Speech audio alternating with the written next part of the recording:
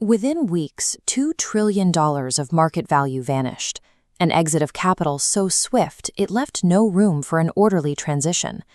Total crypto market capitalization peaked at $4.2 trillion, before dropping 48%. This acted as a multiplier for transportation costs, keeping the May 2026 inflation report at a high 4.2%.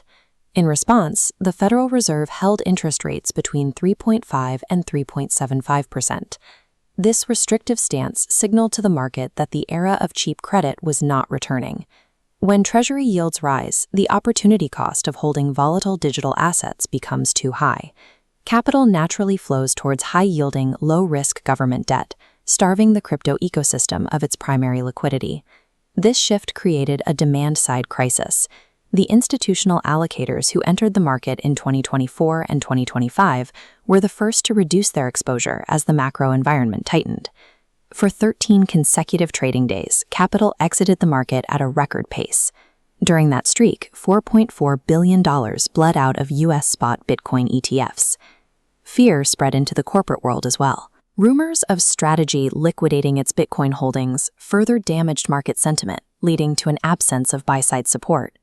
The spot ETFs that drove the market to record values in 2025 provided the infrastructure for a highly efficient, systematic exit in 2026. While macro factors initiated the drop, infrastructure failures deepened the losses. A $292 million exploit of KelpDAO's cross-chain bridge revealed that decentralized systems still struggle with single points of failure. Trust eroded further when a cryptographic flaw was discovered in Zcash. This led major holders, including Arthur Hayes, to liquidate their entire positions due to concerns over the network's integrity. Ethereum has faced specific headwinds. High-efficiency Layer 2 networks have successfully scaled the system, but they have also diverted fee revenue away from the main chain. When the Glamsterdam upgrade was delayed to late August, Ethereum lost its primary bullish catalyst. This environment differs from 2022, when the crash was defined by internal rot and the collapse of fraudulent exchanges like FTX.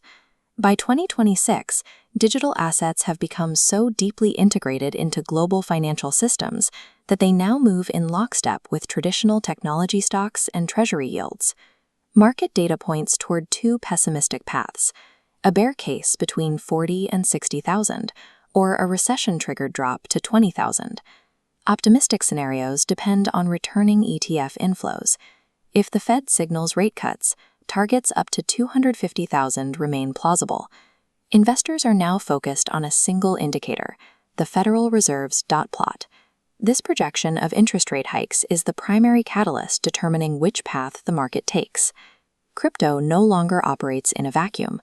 The next major movement in these assets will be decided at the Federal Reserve, not on the blockchain.